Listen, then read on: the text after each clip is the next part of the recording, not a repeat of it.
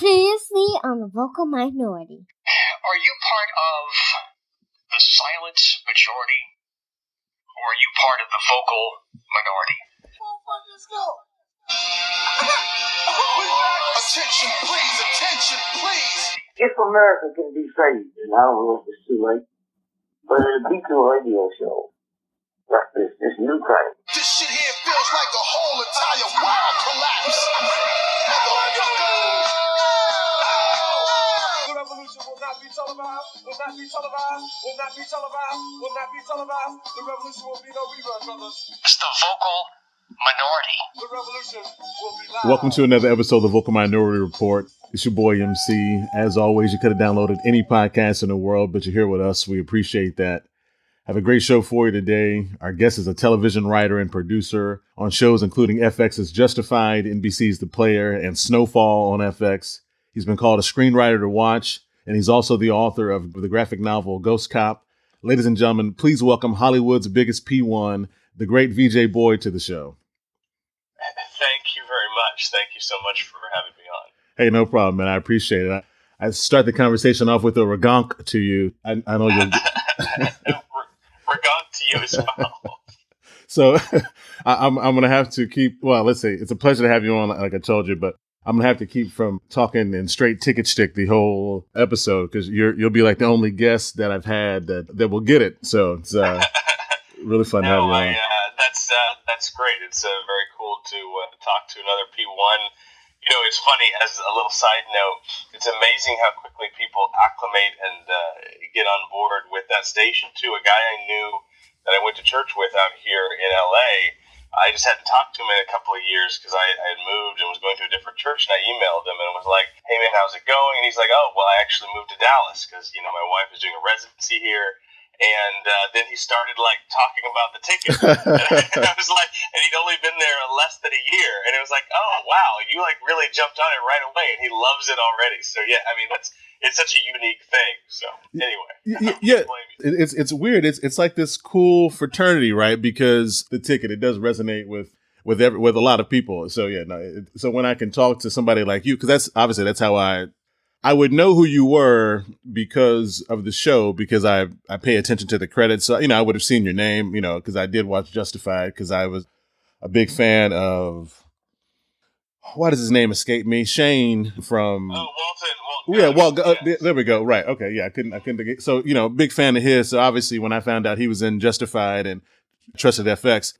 So to get into that, and then, you know, Bob and Dan being who they are, to have you on. But I guess that all started though with the whole Easter egg thing. But okay, let me not digress too much. I want to get into TV writing. I guess I'll ask you more about that. But I wanted to get into, because I think we do have some things in common outside of being P1s, where we're both from DFW. We're both Cowboy fans. And I guess speaking of being a P1 though, I heard you say that you started listening to the ticket around the Quincy Carter years, and so did I, which I don't know what brought you there. Me, it was because somebody told me that Dale Hansen was on the ticket and he was saying good things about the black quarterback. So I tuned in to listen to him, and then I found Bob and Dan when they used to share that time. So that's how I got into that. But so I'm just curious. Yeah. So when did you start listening? Around that era, but what brought you over to the ticket? Just out of curiosity. You know, it's interesting. I worked at IBM for a long time like 6 years. It's a pretty long time before I moved out to LA. And so I was, I don't know how many years into it at that time. I guess I just started. And so I just graduated from college, and it was the first time I had, you know, a commute going to work. And I, you know, always a huge Cowboys fan. And I had heard of sports radio, but I'd never listened to it because, you know, my parents didn't. So, right. You know, you listen to what your parents listen to. And then I was just like, oh, I've heard of like ESPN 103.3, and I've seen billboards for the ticket, and I wonder what they talk about. So I've got this like 40 minutes each way. I'll see what's going on. And so I would just try them out, and it ended up being like Cooperstein, or like, I think Hansen did like some late afternoons sometimes. I always, you know, I would watch the sports. Right. And so I would listen to Cooperstein, and I would listen to Hansen, and then I sometimes listen to 103.3, and then I started listening in the morning instead of Kid Craddock, R.I.P. R.I.P. Kid, yeah. I would switch over to The GOAT. the Ticket, and then and I was like, "Oh, these guys are nuts! Like these guys are really funny." And I was like, "What is this?" I was so confused at first. I was like, "What are you talking about?" And the first time I heard Fake Jerry, it was so close. I was like, "Wait, are they really talking to Jerry Jones? Why is Jerry Jones saying this stuff?" and then I was just kind of hooked because it's one of those things. It's funny. It's like I write at coffee shops a lot in LA, especially right now because I'm doing pilots, so I don't have an office. And I'm kind of a regular at a bunch of them, and it's great to be the regular where you know where to sit and you know the people. But then the first time you go, it's kind of off-putting. It's like, wait, there's all these people who are here all the time and they know what's up and whether you're allowed to use your phone and I don't. And that's how you feel when you first start listening to something like KTCK or first go to some like a club or something. Right. But then once you're in, it feels great.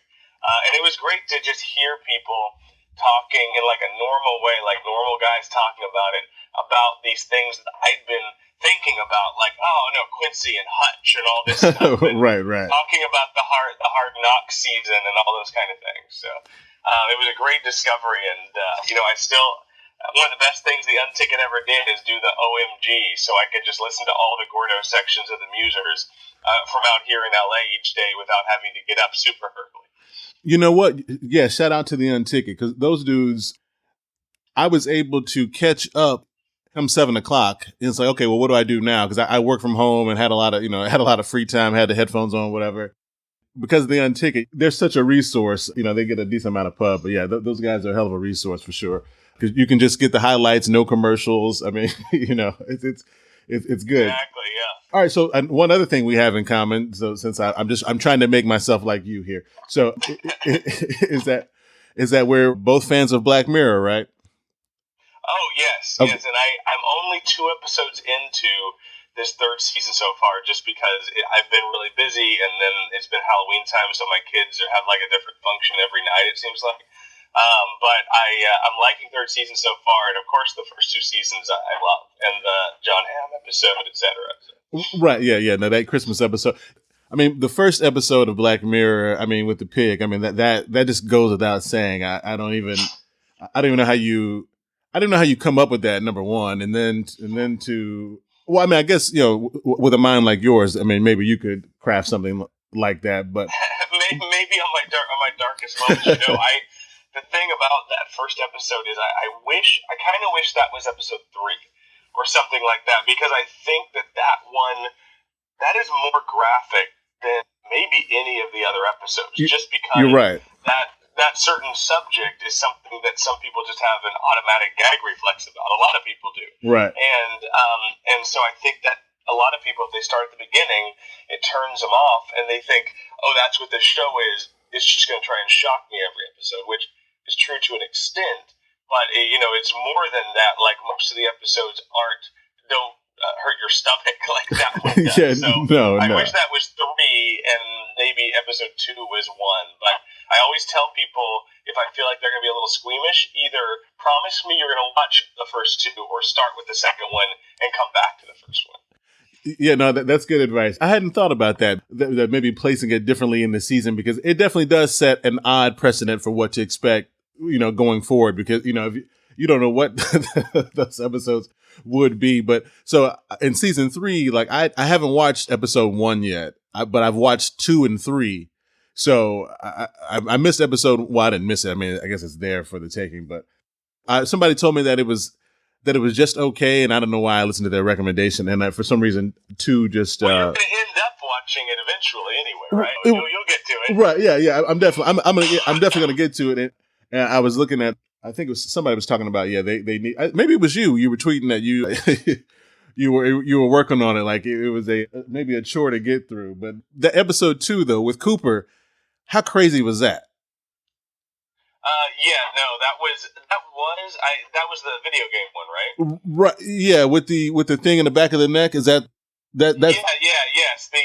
The only thing about that one, I mean, that one was better than I thought it was going to be when it first started, just because I read a lot of science fiction, and that idea is something that's certainly been explored a lot in science fiction. So I was worried, they're going to have to go pretty far in this to really impress me, and they're probably not going to surprise me. And so it was basically what I expected, and it didn't surprise me, but they at least went far enough to entertain me. And the interesting thing about Black Mirror is they take so much time introducing the characters to you. Right, right. Sometimes before anything really happens, and they're really these very in-depth little character studies, very Twilight Zone-esque, although Twilight Zone only had 30 minutes. It's so impressive, and I can't remember the guy's name who does Black Mirror, but it's so impressive that he's able to he's creating so many characters. He's creating new characters each episode. And that's a real challenge, new characters in real worlds. I'm amazed that he was able to do 13 of these in just a year. So, you know what? Yeah, I guess I hadn't even thought about there is no fluidity from episode to episode. It's all brand new worlds, new stories, new parts of that's a good point. Okay, so I won't spend too much more time, any more time talking about Black Mirror, but I know that you watched, and because actually I really just had this conversation with David Barr Kirtley from Geek's Guide to the Galaxy. We were talking about Black Mirror and talking about sci-fi, because I'm not hugely into sci-fi, but I was trying to get him to explain to me if Black Mirror was considered sci-fi or fantasy, or where it kind of fell into that mix, so, but I'll move on to something else. I'll talk about things that you actually create and that you work on now, and instead of spending time about other people's work. So, so let's start with Doomsday. What can you tell us about Doomsday? Okay, so Doomsday is the second show that I've sold. Last year, I sold a show called The Jury to ABC, and we actually we wrote it. It took about 3 months to write, and then January of this year, they picked it up to pilot, so we made the pilot in March. The whole process took January through April, including casting and production, and then production in Atlanta. Okay. And then April was all post. And so we shot that. ABC decided not to pick it up to series. They picked up Notorious and Conviction. Oh, okay. And a few other things instead. They made several legal dramas. They made 3 legal dramas and only ended up picking up 1. That's interesting. Only because I was looking for The Jury, because it was September of last year when you were on with Bob and Dan, and you talked about it there. And I was actually looking for it. And I thought Conviction for a minute was The Jury. Just in name, not. Sure, yeah. I can understand that. Yeah. No, we always knew we were in contention against 2 other legal dramas. There was us, Conviction, and there was another one that was actually shot in Dallas with Anna Paquin in it. Okay. That was Broken, I think it was called. Anyway, but The Jury, I set that in Dallas also, but we shot in Atlanta, and I was kind of annoyed. I was like, wait a minute, the other legal drama set in Dallas that we're up against actually got to shoot in Dallas, but then neither of them actually got picked up, and Conviction did, and was just set in New York, I think. Right. And I think one lesson I learned, because we're actually getting a chance to redo The Jury, we're writing Doomsday, which I'll get into in a second, but we're also, ABC didn't say The Jury's dead. They said, you know what, there's a lot of stuff in this that we didn't like in the final product, but we love the idea, and so we're going to pay you guys to write it again. So we've since June been rewriting it, and just finished the final draft last week. Oh, wow, okay. And turned that into ABC. So, but one of the lessons I learned, and maybe one of the reasons that us and Broken, that neither of us went, was setting something in Dallas. People in New York and LA, people in other parts of the country don't understand Texas or understand what Dallas is. To them, all the cities in Texas are the same. Right. They're probably the desert. Everyone is probably wearing a cowboy hat or works in oil. And everybody has an accent. And if anything is different than that, then they don't understand it. And a lot of people, if you don't watch football, you don't even know Reunion Tower. You certainly see enough shots of it when you're watching football, but so there's no landmarks that people get either. And so it's a tough thing for people to get the setting. And one of my goals in setting The Jury in Dallas is I want to set something in Texas and in Dallas to show that Yeah, nothing's wrong with wearing a cowboy hat or riding a horse or any of that, but that's not what Dallas is. You know, it's No, a very not at all. educated place. Right. It's like every time I go back, I'm just surprised at how nice the infrastructure of Dallas is. The highway system is so well done and looks great, and you drive over like that at that 121 interchange up in Frisco. It's like when you're up high on that, it's like literally Right. you can see every store that's ever existed exists below that interchange. You know, that's so funny. Yeah, right there where the IKEA is. Yeah, you know, Yeah. I live 5 minutes from there. So next time you're home, come through. We'll go up there. Yeah. Cool. No, absolutely. Yeah. So I wanted to show a different side of Dallas, but it's like the thing is, network television probably isn't the place like right now, because Okay. when you're doing a show for NBC, ABC, CBS, Fox, they have to get so many viewers to make any money. They have to get that 10 million viewers or 15 million if possible, although no one really gets that anymore except NCIS. But Okay. and you have to appeal to such a wide audience. You know, maybe I'll get to set something in Dallas eventually if I get to do something on cable where it's okay, like on Justified. We got like 1.5 million viewers, or maybe 1.8 on a really, really good week. And I think we got 2.1 on like the season 3 premiere. Right. So then for cable that's so networks, you weird. don't have to get as many viewers, so you can do what they would consider more niche stuff. Right. Okay, I kind of wanted to talk about that. So I guess let's just kind of skip around here. So we'll go back to Doomsday, but since we're talking about network and cable, that was a question I had for you. So two things off of that. Well, actually, you know what? Let's talk about the jury, because I want you to can you describe what the jury is? Because you know, I heard you say, you know, it was kind of a mix of Serial and 12 Angry Men. And for people listening to this show, because like we've had on, and now this is a humble brag, we've had on Rabia, we've had on Asia McClain. You know, like I've been fortunate to talk to some players in the Serial story. And actually, when I was talking to Rabia, I had just watched 12 Angry Men, the updated version with Tony Danza and, you know, Ozzie Davis and all that, the newer one. And I was telling her about it, and she had never seen it. So that really is nothing more than me just promoting that I had Rabia on the show. but one reason I was so fascinated or interested in seeing the jury was because of your description there, how you pitched it, you know, 12 Angry Men or Serial, whatever. So I'm wondering, you know, I know you're going to make changes. So I don't know how much you can speak to the concept being paid to redo it. I can, for sure. It's a legal drama from the point of view of the jury is the basic idea. And our hope would be to go 13 episodes, and there's 12 jurors. So also each episode will feature flashbacks from an individual juror, a la Lost or Orange is the New Black. So you're getting to know what that juror brings to the table in the deliberation room. So you're seeing the deliberations, just like in 12 Angry Men, but then you're also seeing flashbacks to the court case when they're talking about so-and-so witness said a thing. You go back and see it.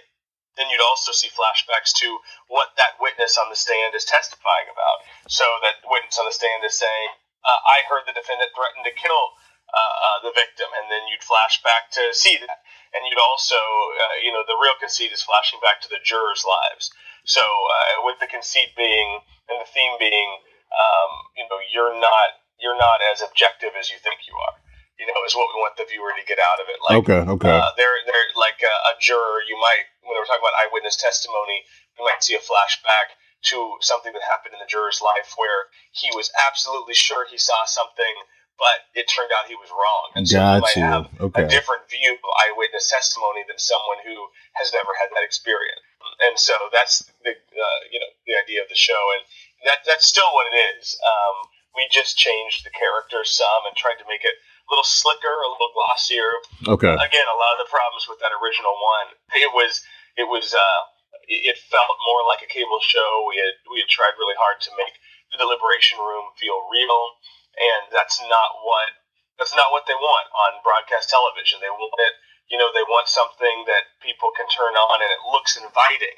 And a deliberation room doesn't look that inviting. So we're just shooting for a wider audience and not worried as much about the realism of the details. As long as the characters feel real and the story and the legal stuff is real, then we're cool with that. I'm glad you explained that because, like I said, because when I turned on Conviction, I was like, wow, it's it seemed, I was like, wait, am I watching How to Get Away with Murder? And this is, I'm sure it's a good show, but and then they get to the nitty gritty, but with the character, it seems like a very network show, so I can understand what you're saying there. And this is no disrespect to Conviction, but then I'm curious, talking about network writing versus cable, like amongst some of us TV snobs, who are into the cable channels and the premium channels, the original series, we turn our nose up at the CBS shows, the NCISs of the world, and even. And some of the good shows, or it takes a long time for someone to convince us to watch The Blacklist, or even like Designated Survivor, which is not a bad show at all, really. I think the writing is pretty good on Designated Survivor, and the acting is, and the cast is super diverse as well. So, but that's your network, right? That's ABC, aren't you? Yes, okay, that is ABC. Yeah, okay. we watched Designated Survivor, my writing partner and I, before we started. Writing on Doomsday, because they're both, kind of actiony, big idea things for ABC. So we definitely watched that, for some ideas. But in talking about the differences, like having written for Justified for many years, and then having written for The Player for the 8 episodes that it lasted, R.I.P. The Player, and then I thought that was going to be Wesley Snipes' big break. I thought that was his big. I thought that was his vehicle back, man. You know what? Honestly, when I watch, and I'm not going to name any shows because it's so tough to criticize shows when I know so many writers who work on so many shows. Right. I know they're working hard, and some just don't work out. But anyway, without naming any shows, there are plenty of shows I see on network television that The Player is substantially better than. I know The Player is kind of a silly show, I'm not saying that in a self-deprecating way. It really is. It's a silly action show, but I think we did a really good job with the conspiracy of it. I thought Snipes was really good in it, and I thought Philip Winchester was really interesting in it. So, right. For like an action show, a conspiracy-oriented show, I think it's better. It was better than a lot of stuff that stayed on, but we were totally screwed by the fact that we were up against, I guess it was Thursday night football for our first 4 or 5 weeks. And meanwhile, and I know this is a good show too, but meanwhile, Blind Spot, which premiered that same season, came after The Voice, up against basically nothing. Oh, wow. So I think maybe they would have lasted anyway, but if we switched places, but it was predetermined almost who was going to survive on that network. Man, that sucks. Anyway, yeah. But having worked on Justified, The Player, which is a network show, and then I did a 2-month stint in June and July this year on SNOWFALL, which is the upcoming FX show John Singleton's doing about cocaine in LA in the 80s. Told from 3 perspectives. It's going to be very interesting. Oh, wow. And that's for FX, and that's another cable show. But you're really able to, you're able to be more idiosyncratic, on cable. I know I use that word, but it's like in broadcast, because you've got to be appealing, you really don't want to confuse people. Whereas the people who are watching cable, which is a smaller audience, and it's different shows, right? Like you might watch the FX shows, but you probably don't watch the TV Land dramas, which exist, right? Right. So it's just different niche audiences, and if you know your audience, you know how much are they willing to bear with us and try to figure stuff out, so we don't have to lay everything out on a platter for you, or how much comedy does this kind of viewer want? So it's like whereas people who are watching broadcast, it's like you have to bring the world together. In cable, you can say, this is my audience. These are the 2 or 3 million people I'm aiming it at, and I can be specific to that. And you just have to find the network and the show that fits your personality and do that. So I certainly hope to eventually have a cable show, but broadcast shows do pay more money. There's something to be said for that. Okay. No, that makes good sense. Yeah, I guess you've got more time to breathe, and you that smaller that 1.5 million. Yeah, that you're like you said, you're targeting them specifically. But that network money, that paper's heavy, and that's obviously based on just more eyeballs means more sponsors. You charge higher prices. And so they can, in fact, pay people more. That makes sense. Okay. Exactly. Yeah. Okay. Well then, let's. I mean, I know we're all over the map here, but it makes sense. Okay, so let's talk about Doomsday, and then I want to rewind the clock into how you got out to Hollywood and from IBM to Hollywood, and just kind of that trajectory. But yeah, let's talk about Doomsday, big action network.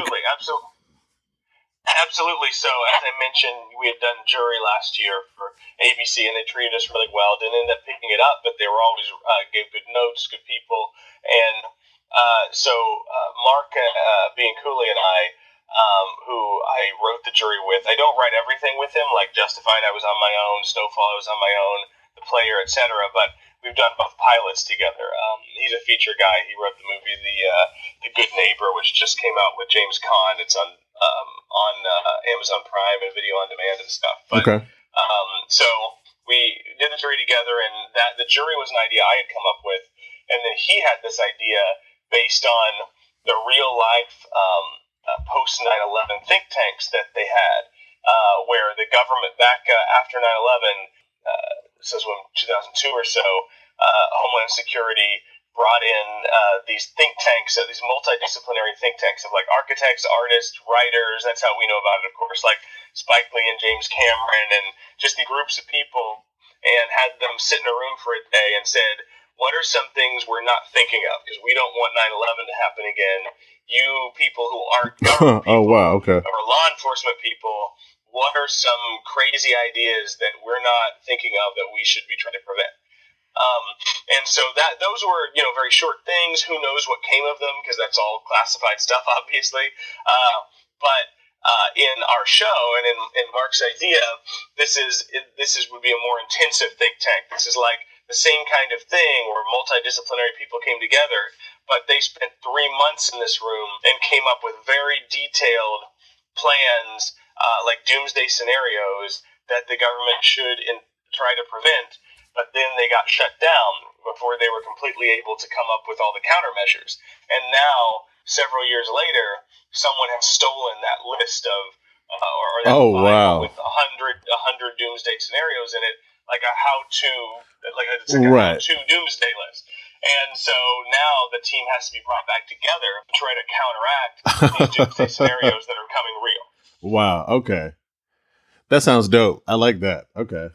Yeah. Yeah. No. When Mark told me that, I was like, well, we got to do another thing together. Will you let me do that with you? Right. And of course, he was kind enough to be like, of course. We did the Jury together. Let's do this together. So then we pitched that to almost all the networks. We didn't pitch to CBS because they have Scorpion, which is also kind of about a think tank. Okay. And so they didn't want to have 2 think tank shows. So, but we got offers from all 3 of the other networks, and then ABC, won that, and that worked out really well because we already know ABC, and that way, if it would be awesome if the Jury.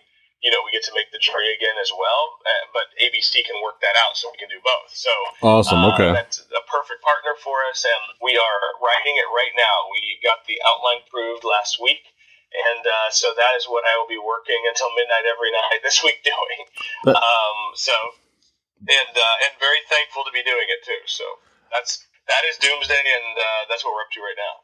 Hey, well, man, congratulations, man. I mean, you're that just seems like a heck of a thing to the way you described it there. Hey, so I'm going to ask a Dan McDowell question here. Okay. So I'm prefacing, I'm prefacing this because he always asks people about money, and you don't have to be specific, but how much money when a network is paying you, when they like your show, when they buy your show, if that's the proper terminology, they want your pilot and they're paying you to make this. And can you talk about how that works as far as like so they're paying the writers individually, then you have to go find, directors and casting and do all those things with a certain amount of dollars, or do they take care of that and they just pay you guys X number of hundreds or tens to hundreds of thousands of dollars to create? No, I get what you're asking. Yeah. So we do not have to budget everything out. Like for the pilots, at least, like if the show goes, and we are the showrunners, then we're going to have to kind of learn how to budget because we're kind of the buck stops with us. But even then, if it goes to series, we'll have, a line producer, which is the producer on set, and a UPM, a unit production manager, and they know much more about money than we will. Okay. So we'll have help, and we'll learn those kind of things. But as far as when you sell a pilot, there's lots of people. Some people sell pilots and they haven't ever written on a TV show before. Maybe they've only written movies. Maybe they've only written comic books. Maybe they're brand new even to LA. That doesn't happen as much anymore. But Extant, the Halle Berry show, that guy, I can't remember his last name, Mickey something, he famously sold that show he had won a screenwriting contest. Oh, wow. Then an agent found him and was like, we can sell this script. Gave him some notes, and sure enough, they sold that script. Okay. He got to, before he'd ever worked in TV or movies, got to have a show on the air. So we don't have to handle everything, but they pay us a certain amount to write it. And then when we're done writing it, if they want to make the pilot, then they, our producers, which is Carol Mendelsohn Productions for this show, for both shows actually, and then the studio, which is Sony, and network, which is ABC, their money people work together to say, okay, bring in some directors. Mark and I, with the jury, we met with directors, talked to some on the phone. We decided to make an offer to Neil Berger, who's a really cool guy. Okay. He directed The Illusionist and Limitless, and he's doing a Kevin Hart movie, actually. Okay. It's Kevin Hart's Oscar try. Oh, wow. All right. Next year. It's a remake of a French film. So you'll be seeing that, but that's what he's doing right now. But Interesting. So we chose him because he's got some prestige to him, and he's not like a typical TV guy. Okay. And he took the offer. I don't even remember what the offer was, but it was kind of like Sony was like, "This is how much we can pay him," and we're like, "Okay, we don't Right. know what you're supposed to, so make the offer and let's see." So he took the offer. Then as far as casting, same kind of thing. It's like, we were kind of privy to those deals in that they'd say, hey, so-and-so wants more money, we can't do it. And it's like, okay, we trust you because we don't know, right? So the studio is more, and also pilots cost a lot to make. Like, a pilot costs between $7 and $12 million to make. Wow, okay. Normally people just quote $10 million, and so they're spending a lot on your idea. And so I'm gonna trust them that they know what they're doing with the money, and maybe by the time I'm making my fourth or fifth pilot, then my nose will be in that more. Right. But one interesting thing about it, and it isn't a complaint, it's just an interesting thing, is that they pay you to write the pilot, and then that's pretty much it. So you have to, and I'm used to this because on Justified we have a 4-month hiatus that I would have to save for because they're not paying me during hiatus. So when you're getting paid while you're on the show, then you just budget some to pay for your bills during that time you're not working. Okay. But with the pilot, they pay you a very small amount of money to actually produce it. So like I said, we wrote the pilot it took 3 months. We were done like January 2 of 2016, and January 8th or 7th, I can't remember, they called and said, we're going to make the pilot. So from that point until the end of April, we were working every day on making the pilot and didn't get paid for that. Oh, wow. And so because the show, we got paid a very small amount. Right. Essentially, we got paid like 10% or less of what they paid us to like write it. And so Okay. essentially, if the show's not going to go to series, you're better off if they don't even make the pilot financially, because then you can actually work and make money for those 4 or 5 months. Oh, okay. Making the Right. pilot, right? I got you. Right. Because we neither Mark or I were able to go out and try to get another show or try to sell another show or had in time to write any new specs because we were working on making the pilot. And by the way, great opportunity to have, but it just gives you all that more incentive. It's like when you're making it, you've got to get that thing on the air, or literally those 4 months were basically wasted because you weren't getting really paid for that. So that's, I don't know if that's interesting to you, but just you're talking about how the pay structure works. No, that's extremely interesting because I don't think as viewers, we don't know what you guys, we don't know what you go through or we just want to be in, it's like just shut up and entertain me, so to hear the actual, and I love the details of everything. So to hear that, that you guys are out there literally grinding for damn near nothing or 10% of what you had for 4 months for something. What is the percentage, or do you know what the percentage is of pilots I'm sure I've seen this before, like how many pilots are pitched annually versus what get picked up. It's got to be a really small percentage, right? Obviously. Yes, yeah. The total number is, I'm not sure what the total number is, although that is find outable. But like with like my world, specifically the drama world, and then last year or this year, I guess, was really focused on ABC, right? Because I wanted to know what our competition was, and so I think ABC made drama pilot wise. Let me think. At least 10. Okay. I think they may have made 12, and then they picked up like 4 of them, maybe. Okay, okay. They picked up four, maybe 5. I think maybe 4. So that's a pretty good percentage. Like that's a third. 12. So they picked up like a third of them. Right. Yeah. But then of course they bought like 40 scripts. So so your chances get better each step. Like they buy 40 pilots and then they make 12 pilots and then they actually make 4 shows. So it's maybe 10% of the scripts they buy end up going to series, but even that is pretty good chances at having a show on the air. Like I was definitely disappointed that we didn't get to make the show, but I kind of saw it coming when I saw what the other shows were and looked like, and I was like, oh, our show isn't like those other shows, and networks are very into branding now. Okay. You know, and rightfully so. With so many options, people have to know what your brand is. And I was like, we should have done a better job of hitting ABC's brand with our show. That's what we're trying to do with this go around. Okay, and I got you. That makes sense. So, well, it looks like ABC. So you got to have like tons of diversity. So you make sure you got to fit. I mean, do they talk about from a network perspective? Do they talk about diversity in casting? I say that. Yes. Okay. They do it a huge amount, and I don't know about the other networks, but I mean, everyone. I think it's a buzzword for everybody. And everybody at least pays lip service to it, even if who knows if they really mean it. But ABC is very serious about it. Like in the casting, we left most of the roles. We wrote them racially open, like they could be any race. A lot of them. Okay. But then as we would cast people, then they'd be like, wait a minute, these first 2 people you cast, they're both white. What are you doing?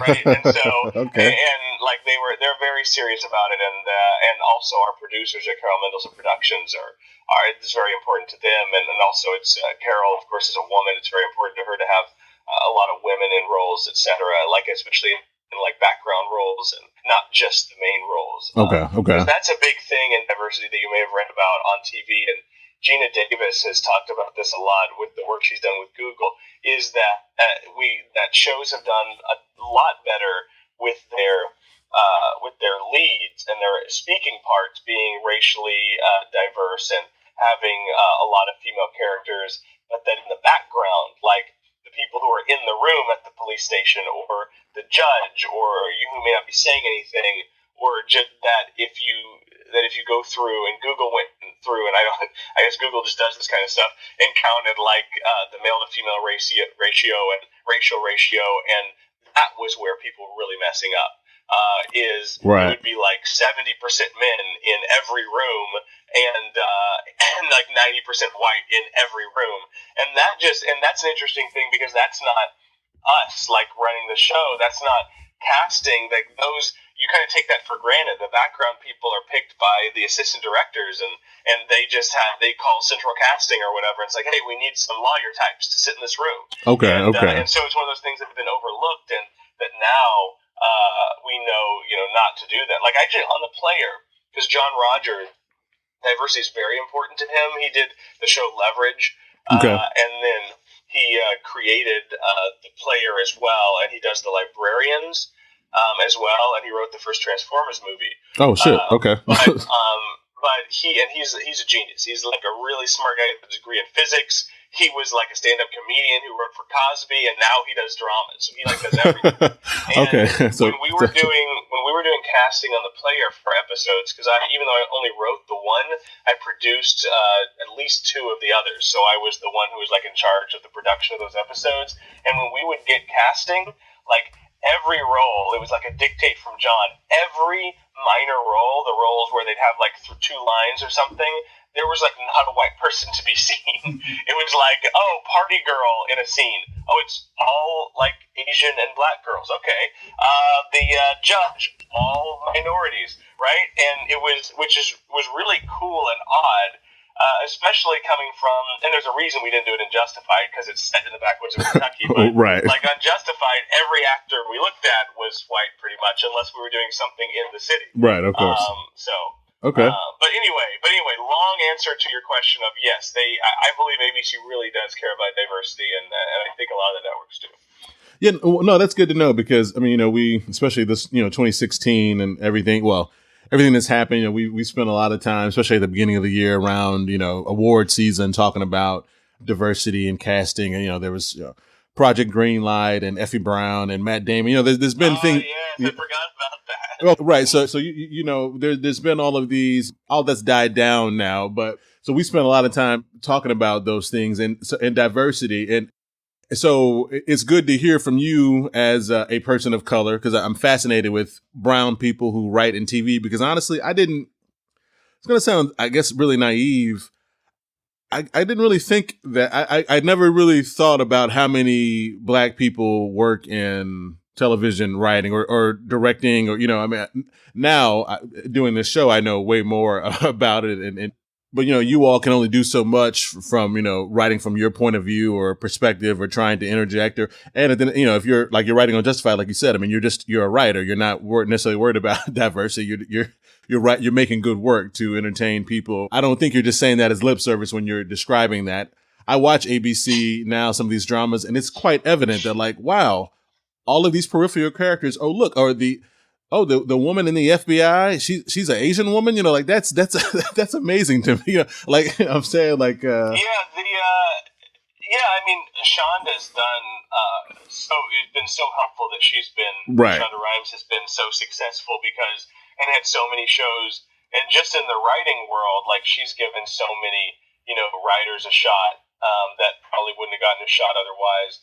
And it's just, I don't think it was ever anything intentional, or is even now, but well, maybe not ever, I should say, in recent history. But it's like people hire people who are like them, right? And that's just like a subconscious or a conscious thing.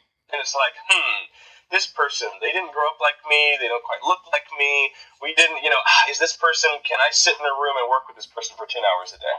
Because as a TV writer, I mean, that's what, because I've done the hiring process for hiring TV writers, because we did that for the jury, because you have to hire a staff in case you go to series. Okay. And then, we didn't. We had to I read 40 scripts, I interviewed 25 writers, and that's what you're thinking is, I'm going to be in a room with this person 8 to 10 hours a day, 5 days a week. Can I get along with this person? And so I can totally get if you're someone, if that's tough for like younger minority writers or younger women writers, because there are less women in charge, to get that start. And sometimes the things that the people hiring are looking for in them doesn't set them up for success. And so I think Sean has been a huge help. I mean, she's got very diverse staffs, obviously, and does a great job in casting, and that that ripples out, because even if she has a show that gets canceled, like Off the Map, she's given some writers a start, and now they have that credit, and that credit gives them credence, so that they can now go interview for other jobs at other networks. So yeah, I think that's been helpful. It's something I always notice in Black Mirror. They do a really good job of diversity in Black Mirror. Yeah, no doubt. Right. Roles that you wouldn't necessarily expect.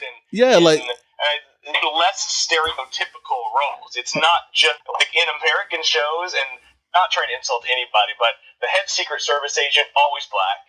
That's the role for the black guy. He's the head Secret Service agent. Right. But in you haven't seen the first episode of Black Mirror, but just in even in the second the woman right. who helps him. Yes, right. That's not a role that in American shows would typically go unless CCH Pounder's available. It goes to a black actress. So. Hey, well, you know what's so funny about that, man? I love talking to black people about this kind of thing because I noticed that I'm like, wow, I was really it caught my eye that she had such a prominent role in episode 2, like because that could have been a blonde chick with glasses. You could have cast that anyway. The race was not important, race open, I guess. But yeah, the fact that and I get same thing with that episode in season 1 where they have the what is it called? Oh, what they cycle on the bike. It has like the weird American Idol angle to it. Oh yeah. No, that's like my favorite episode. That episode is amazing. The first time I watched it, I didn't get it, and then I watched it again, and that song, that Anyone and Whoever Loves Him, that's now like my favorite song, by the way, because of that episode. But like the casting there, like that could have been anybody. It didn't have to be, So I really appreciate where it's like. So I'm really glad you brought that up because you just get to see that. Yeah, that's just an actor. He's a black man, so we all get it. But he's just very accepted. So no, I like that for sure. Okay, so you talked about the writer's room, being in 10 hours in the same room with people. So, you want to have that commonality, that connection. And, I heard you say, obviously talking about Justified, when you're writing for TV, many times it's a group effort. Can you tell us how it works, when it's a group effort, but there's a singular name on most television episodes, I guess.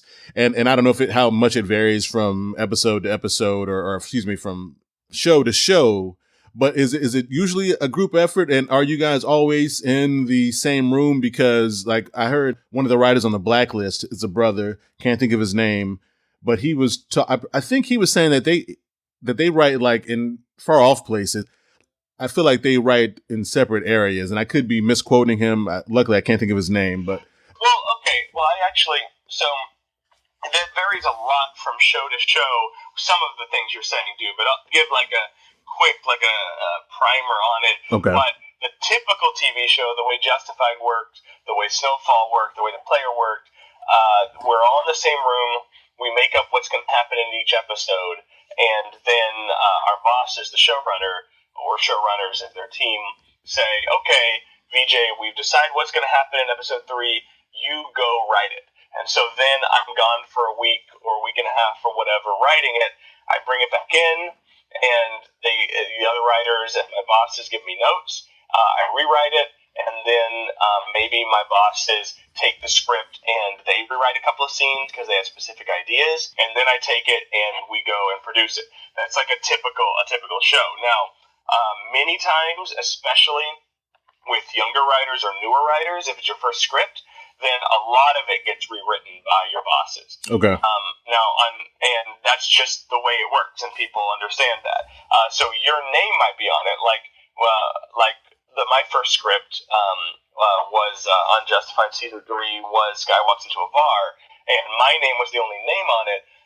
But Dave Andron, who wrote on Justified the whole time, and he actually now runs Snowfall with John Singleton, which is how I got that job. But okay. He was with me because it was my first script ever, and he wrote half of that script. Okay. But he did not take credit for it because that's what's considered, good showrunners and good bosses. That's what, or EPs, they don't take credit on rewriting stuff because that's their job.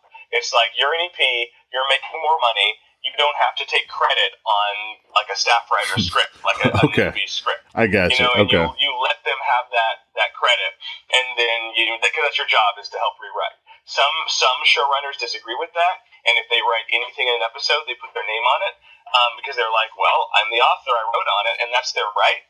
Different people have different views. I wouldn't do that. And my boss, Graham Yost on Justified, didn't do that. Dave didn't do that. Anyway, so on some shows, like The Good Wife, for instance, and also like The Blacklist, well, I'll use The Good Wife as an example because that's more public. But on The Good Wife, the Kings who ran it, it was well known they write everything. So what they would do is they'd all sit in a room and come up with an episode. Then they'd say, if I was on the show, VJ, go write a script. And I would then go write an 80-page script, which is 20 pages more than you can make. Okay. Because what the Kings are then going to do is they're going to use a few parts of it and use the basic story, and they're going to rewrite everything else. Okay. So you're just giving them a lot of material to work with, and going into that job, that's what they're going to do. And that's, the kind of stuff that Sorkin does, right? He writes everything. David Kelly, if you're on one of his shows like The Practice, he writes everything. So then your job is really just to be in the room and come up with the stories, which is still writing. It's still the blank page, what's the idea? It's just not technically typing, right? So now on the Blacklist, I know that those guys are also very hands-on, and I met on that show, and they were really nice guys, the Johns, and I know a ton of people who worked on the Blacklist, and I know that at that show, it's Good Wife-esque in that you'll go write a script, but then the Johns, they're the ones talking to Spader every day. They're the ones who have the vision. They rewrite most of it, and that's just again understood going into it that the Johns write everything, and you come in to come up with the story ideas. So there's shows that are like that, and then on the other end of the spectrum that I know less about are shows like Law and Order and NCIS, and in a lot of those shows they don't really do a room because there's not a lot of carryover from each episode. It's more just case of the week, and so they get in the room literally like an hour a day just to touch base with everybody and say, okay, so I'm having the characters do this. Does that work with your episode? And they're like, yeah, that works with my episode. And apart from that, they're in their own offices coming up with story ideas to pitch their boss, because you're having to have so many story ideas that are totally unique each season. So like on SVU, it's like, okay, I'm going to break out a case. I spend a day doing it, and then tomorrow morning I'm going to go to my boss's office and pitch the case. And then he'll give me notes, and I'll repitch it the next day. So that's on the other end of the spectrum. That's less interesting to me because I like the being, coming up with stuff with people. I like to bounce ideas off people, and I like having that office environment. And then when I'm writing my script, then it can be alone. So I like having to have getting to have the best of both worlds. Okay. So yeah, hopefully that answers your question. No, it did. That's perfect, man. And I think it really broke the fourth wall. It took us behind the scenes. So no, I like it, man. It did. Kind of leads me to the last set of questions, which I said we're doing this backwards here, kind of getting to how you even made it out there. So I'm wondering if it gives you the best of both worlds to be, both communal and collaborate. And then also, you get to go off and, hang at you could be classic, what I think of a classic LA writer, and be at the coffee shop. And then I guess go home and be up all night writing. So does that have anything to do with your homeschooled background, being, the solitary nature and then the collaborative? I'm being half funny there, but I'm curious about your childhood. And I know you've been writing since you were about 11 or so. So I don't know if you have time to tell that story about kind of what got you into writing, and then your kind of background there. Yeah, sure. I don't know. I don't know if it's. I think it's just my personality and just like I like the camaraderie of being with other like-minded people or other people trying to solve a problem, and in hopefully a semi-egoless environment. Which isn't always the case. There's plenty of writers' rooms where there's a lot of ego, and that's not a lot of fun. But I like solving a problem with people who are just trying to work on getting the problem solved. But yeah, I was homeschooled as a kid, which was helpful for me too. It gave me a lot of time once I decided I was interested in writing to just write stories for fun, just to pursue other interests. Like I tried to draw for a while until I discovered I had zero talent. Because I loved comic books, so I wanted to write comic books. I bought all the supplies. I bought a drawing desk. The only thing I didn't have was talent, right? So that pesky talent, right? So when you're right. It was when I was 11, and I wrote my first story. Not because I was like, I want to be a writer when I grow up. It was because I had heard that a 12-year-old girl had gotten a book published, and I was very competitive, and I was like, guess what? I'm going to want published when I'm 11, and I did not, because it was not very good. It was my first try, obviously. Right, and right. also, she was writing kids' books. Oh. And I was trying to write, like, the Chronicles of Narnia. Instead, I wrote a 21-page ripoff of the Chronicles of Narnia. Oh, my gosh. And so, but I found that I really like telling. I bet she doesn't write for cable and network show. I bet she hadn't sold 2 pilots. I fucking beat her. Screw you, 12-year-old girl. Go ahead. But and I also liked getting people to read my stories. And so, actually, when I had my first job, I worked at Family Christian Stores for 6 years, all through high school and college. Okay, I know those well. Yeah, you see them all around. And so I worked at the one in Addison and then at the one in Plano by Collin Creek.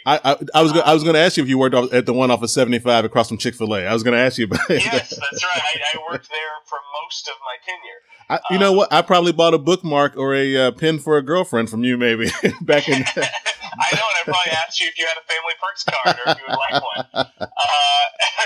And then my manager got mad when I didn't force you to get one. Right. So anyway, when I was working there, I would write stories, and so I'd be 16 or whatever, and I'd bring the stories for everyone at work. It's like, look, I wrote this story, which is really weird, but it didn't seem weird to me. And so I guess people have never been confronted by someone bringing them a story to read, and they would read them. And it's like, oh yeah, I really like that. I would write these little mysteries, be like Encyclopedia Brown type mysteries, right. With a little twist ending. And so then I went to UT Dallas, and I got a business degree there. Okay. Just because I let people tell me, hey, a film degree is useless, which to some degree a film degree is useless, but it would have been cool. It is. I wouldn't discourage people from going to film school because you do get a lot of time to watch a lot of movies you probably wouldn't have been seeing.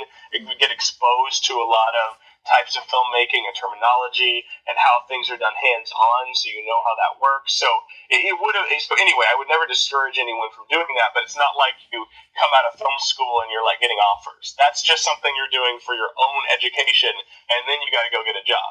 Okay, anyway, gotcha. So I got my business degree because people were telling me, hey, don't go to film school or you're not going to be able to write for a living. I mean, you better, that's a good backup. That's fun to try as a hobby, but you need to get a job. And so I did that, and I got a job at IBM like right after graduation because I'd interned there during the summers. Okay.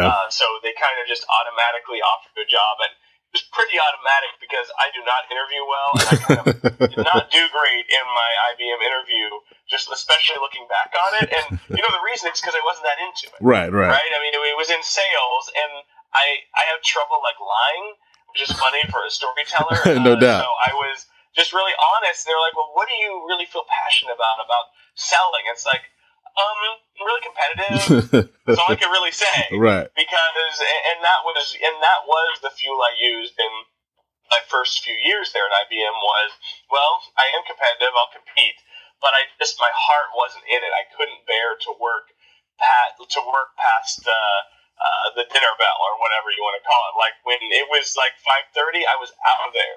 Okay. And I didn't understand why people were staying. And I came to realize, it's because they like it. They like their job. It's like they're not just like going to work and doing what you need to do, what you're told to do, and what you need to do to get by. Or they hate their home life. Yeah, exactly. So I got the long story kind of short. I ended up going to grad school at UT Dallas to get a degree in literature.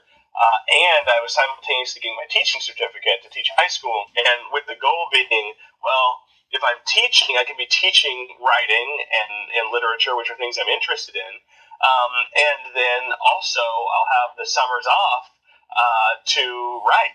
Okay. And then Tony Daniel, who's a science fiction writer, was teaching screenwriting at UT Dallas at the time.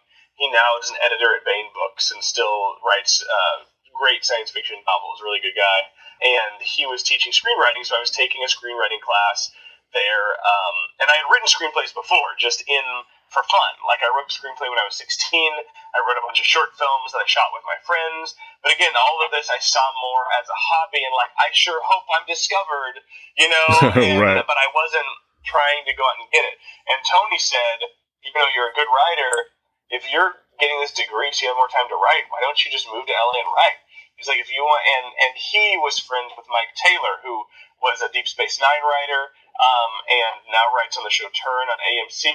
Okay. And he said, Mike is a TV writer, and that's not something that I had ever thought about was TV. I'd always thought of writing in Hollywood as writing movies. And I knew that writing movies, you don't go get a job doing. You write specs, and you either sell them or don't. And so I was writing specs, and I was entering them into contests to try to get, and sending them to managers, etc. But I was like, well, I can't move to LA until I, can support myself and have money and have a job.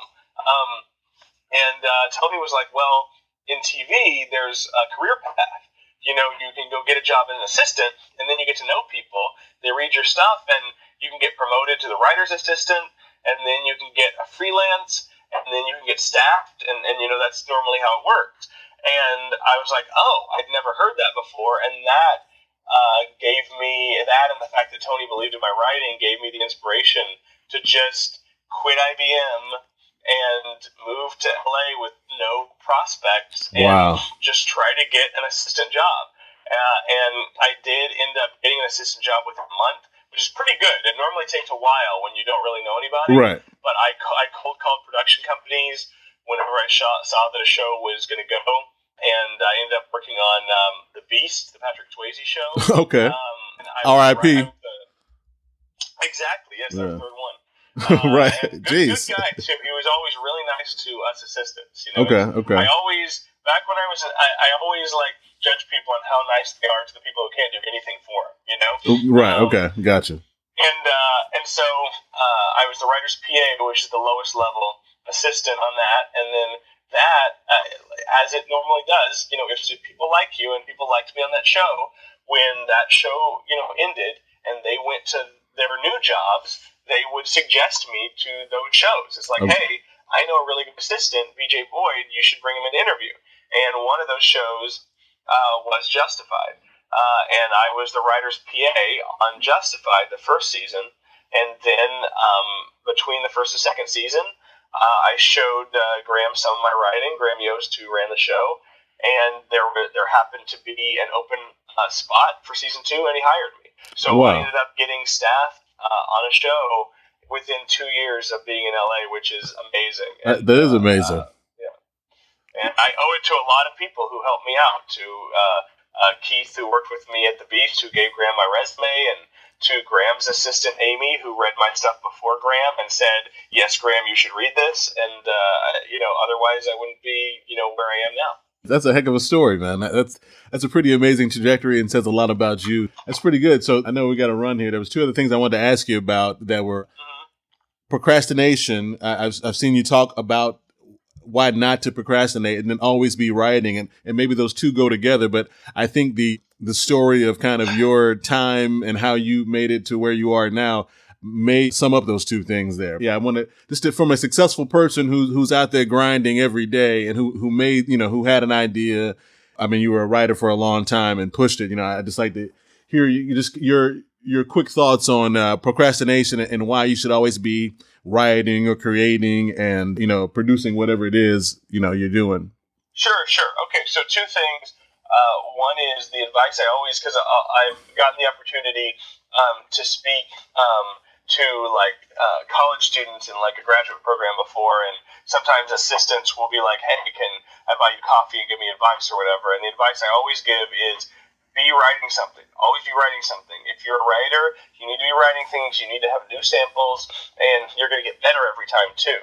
I mean, because I've known people who were out here literally 8 or 10 years, and they just fell in love with, there's always something to do in LA, there's the beach, there's people inviting you to parties, it's a fun place, and all of a sudden you've written 2 scripts in 10 years, right. And you're not really pursuing what you're trying to do. You're already ahead of the game if you keep writing new stuff. Okay. Stop working on the thing you've been working on for 2 years and keeping on fine-tuning it. It's fine. Go to the next thing. Okay. Don't be fine-tuning some stuff for years. And then procrastination-wise, that was something that really hit me season 1 of Justified when I was an assistant. So I would stay until all the writers left because I was the lowest level assistant, and that was like my job, season 1 of Justified. And Graham would, like, if he got a call at 3 in the afternoon and the network said, hey, we have a problem with this scene, we need you to change this scene, and Graham would talk it through and say, okay, I'll change it. Then he would just sit down at his computer, spend 2 hours, fix it, and send it off. And I was like, wait, he didn't wait for inspiration? He didn't, pace around and, go to a park and sit and, wait a week? No, he had to do it right then because it's a job. It's an art and a craft, but it's a job, and it's you have to be able to do that. You can't have writer's block. I'm sorry, you just can't have it. You can have writer's block on your own stuff, but you really shouldn't. You need to treat it like a job. And sometimes the best stuff comes from just forcing it out. Okay. And there are tricks. Everyone has their own tricks to it. So, but yeah, that's what I would say is it's easy to procrastinate as a writer, especially when you're at a coffee shop and you're listening to the interesting conversation next to you. You got to discipline yourself not to. So. Right. Okay. Yeah, that was it. That was the last thing I had for you. So I'll do I want a liner from you, and then we're done. So no, I appreciate it, man. So if I got a liner. All right. What's the line? Identify yourself, and if you could say you're a part of the vocal minority, we'll play that into perpetuity, in perpetuity. When you're when you get picked up, and I'm like, dude, I had him. I mean, you're already famous. I'll try to get this right first time. Then. Yeah, it's fun. You and I know it's funnier when they screw it up. So yeah, whatever works for you. But yeah, no. So, but yeah, you should. I had Nancy Lieberman on. It was so funny. It took her. It was forever, man. I was like, come on, Nancy. It's 4 words. But anyway, so identify yourself. You're a part of the vocal minority. And I'm done with you. I appreciate it. This is VJ Boyd. I was a writer on Justified, and I'm the creator of Doomsday, and I am part of the vocal minority. My man. All right. Go Cowboys. We'll talk to you later, man. I really appreciate your time. Have a good day. Great game last night, right? It was amazing. We could have spent the whole time talking about it. So, all right, real quick. So what does Romo... Because, in that first half, I'm sure everybody was like, oh, shit, put Tony back in. But now, so what? No, you can't bring Romo back in. You've got to keep Dak out there unless he, screws up really bad or is in way over his head. Listen, he didn't play a great game last night in the first half at all. And you know what? They still won the game. So, right. Great team effort. I love Romo. I'm a Romo. I defend Romo to the death, but you can't do it. I mean, the 49ers knew that. They couldn't put Alex Smith back in. They kept Kaepernick in. The Patriots knew that. I think Belichick's a genius. If Belichick didn't put Bledsoe back in, you don't put Romo back in. Hey, there you go. Now that's a closer right there. Hey, that's ending on a high. I appreciate it, man. And I agree with you. So great insight from a very smart person. I hope I can talk to you again. Thanks a lot again for your time, man. Thanks for having me on. Hey, no problem. Talk to you soon, man. Peace. Bye-bye. Bye-bye.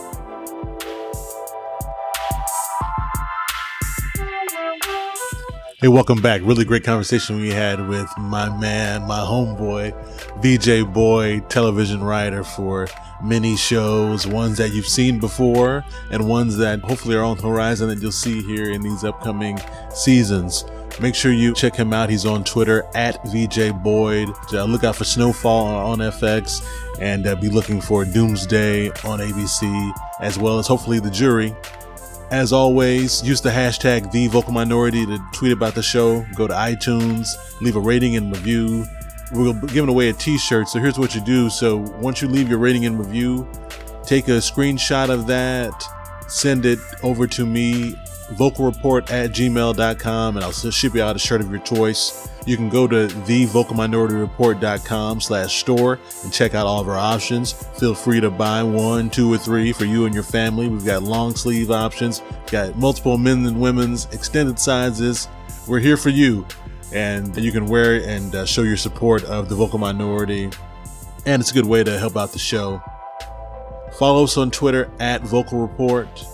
Go to audibletrial.com/vocalreport for your free 30-day trial and audiobook. Over 180,000 titles to choose from. We've had on 2 New York Times bestselling authors, Rabia Chowdhury with Adnan Story. And we've also had D. Watkins out of Baltimore, author of The Cook-Up and B-Side. So make sure you check those out. Both are available on Audible. Go to audibletrial.com/vocal report to download one of those books or any from the many that they had to choose from.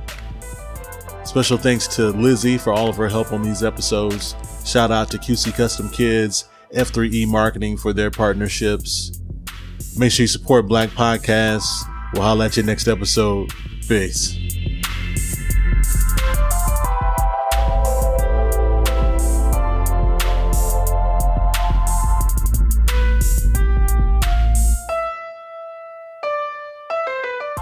This has been a Vocal Neighbors production.